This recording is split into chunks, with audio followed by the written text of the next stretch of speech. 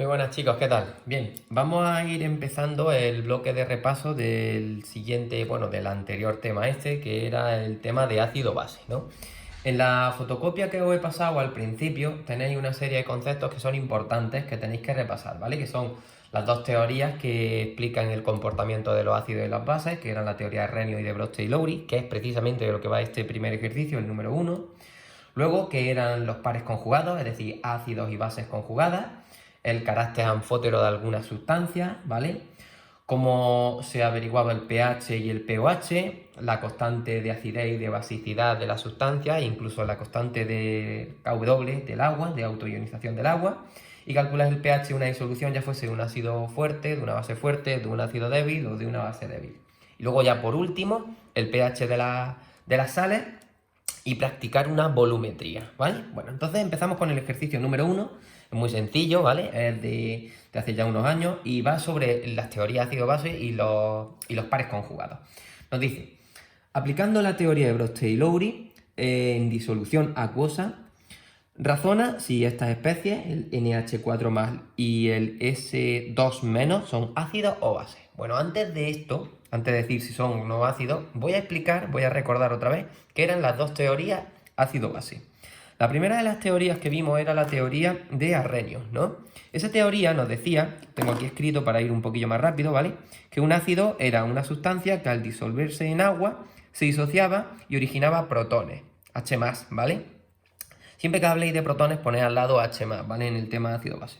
Entonces, por ejemplo, me cogí un ácido, en el que no hay duda, el ácido clorhídrico, pues se pone HClAc, disolución acuosa, ¿vale? Se disocia y originaría los protones H+, y un ion negativo, ese ion negativo Cl-, ¿vale? Que queda en disolución acuosa. Ya luego más adelante, en el desarrollo del ejercicio, veremos cómo se llamaba ese ion. Por otra parte, una base era una sustancia, lo mismo, que al disolverse en agua se disociaba y originaba iones, en este caso eran OH-, a los que le llamábamos hidroxilo, ¿vale?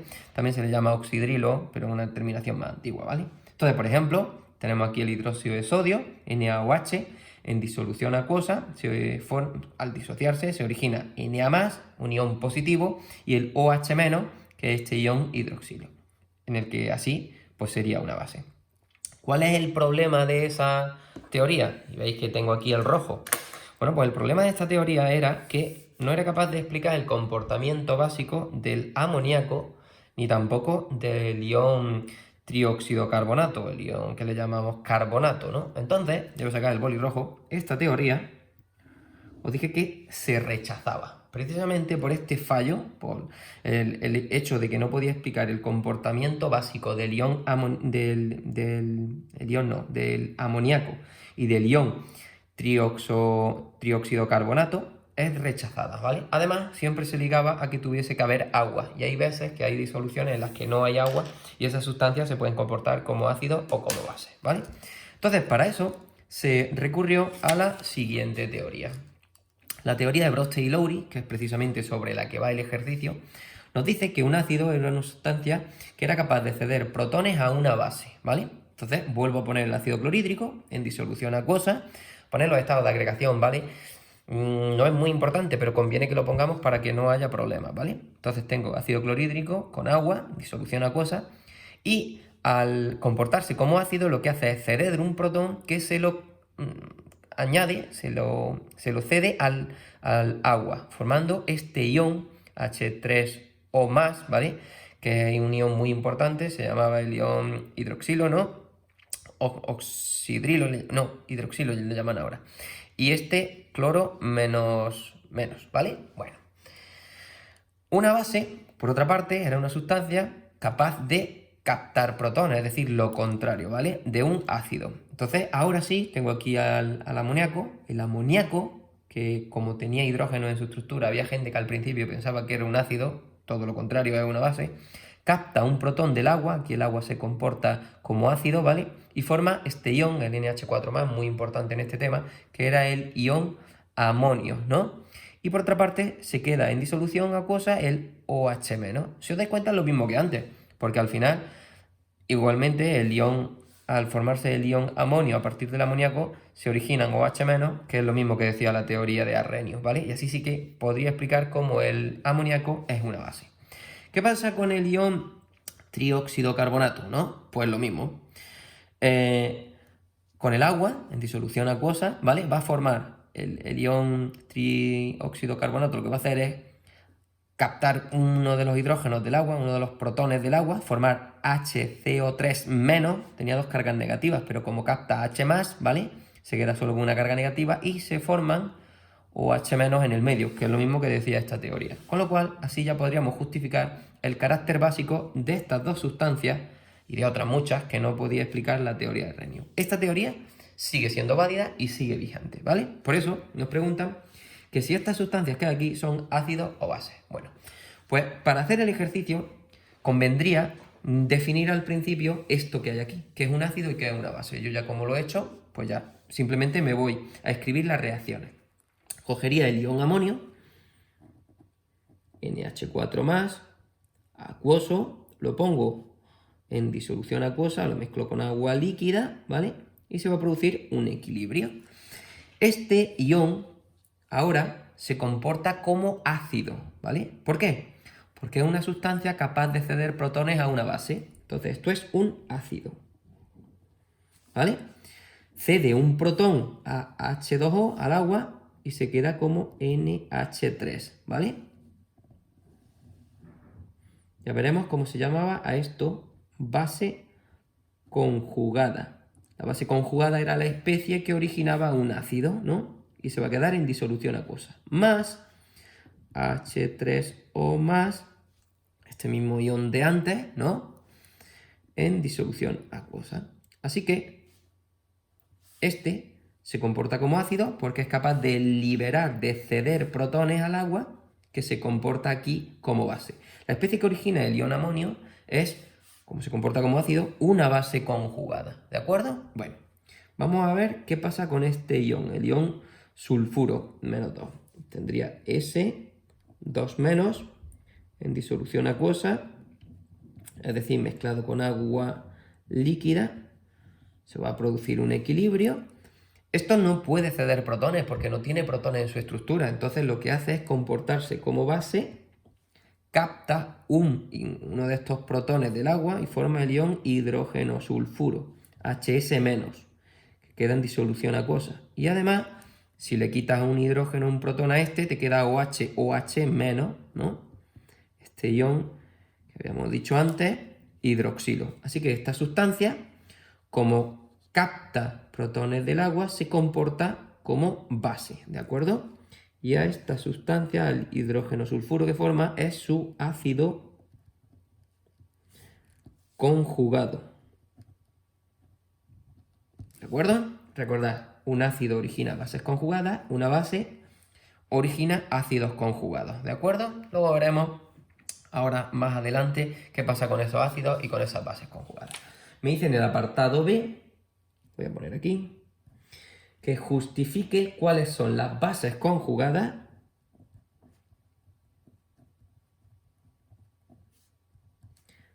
de los ácidos. Si me dice ya de los ácidos, es mucho más sencillo, ¿no? HCN, que era ácido cianhídrico cuando está en disolución acuosa, cianuro de hidrógeno, y luego tenemos y C6H5COOH, este es benzoico, este es el ácido benzoico, ¿vale? También es muy importante, nos puede caer tanto en orgánica, en formulación orgánica, nos puede caer en el tema de ácido base, ¿vale? Entonces tenemos HCN en disolución acuosa, ¿vale? Mezclado con agua. Si esto es un ácido, que ya me lo dice, pues lo pongo ahí. Aquí se va a producir un equilibrio, este va a ceder un protón, al ceder un protón va a quedar Cn-, ¿no? Yo le quito la H, H positiva, más H3O más, ¿de acuerdo? Entonces esto va a ser la base conjugada de este ácido, ¿de acuerdo? Vale. Vamos a ver este, C6H5, que es el benzoico. C6H5COOH en disolución acuosa, más agua líquida, se va a producir un equilibrio también y vamos a tener, va a perder este hidrógeno que hay aquí, no estos del anillo, ¿vale? Este de ahí. Así que voy a tener C6H5COO menos, me queda una carga negativa, ¿vale? Porque pierdo un hidrógeno en disolución acuosa, más el agua lo que hace es captar, va a formar otra vez el H3O más. Cuidado que se me olvidan los estados de agregación, ¿vale? Acuoso. Y si esto era un ácido, pues esta sustancia es su base conjugada. Si queréis, podéis decir al principio que la base conjugada es la especie que origina un ácido al soltar, liberar, producir un protón, ¿vale? Y así quedaría perfectamente justificado. Bien, voy con el apartado C, que todavía hay un apartado C. Queda aquí un huequecito, a ver si le puedo hacer. Dice, sabiendo que a 25 grados centígrados la constante de acidez K sub A del ácido C6H5COOH es igual a 6,4 por 10 elevado a menos 5. Y que la constante de acidez del HCN es 4,9 por 10 elevado a menos 10, me pide que indique qué base conjugada es más fuerte. ¿Qué base conjugada de cada uno de estos? ¿Vale? Bueno, entonces voy a volver a escribir las dos reacciones.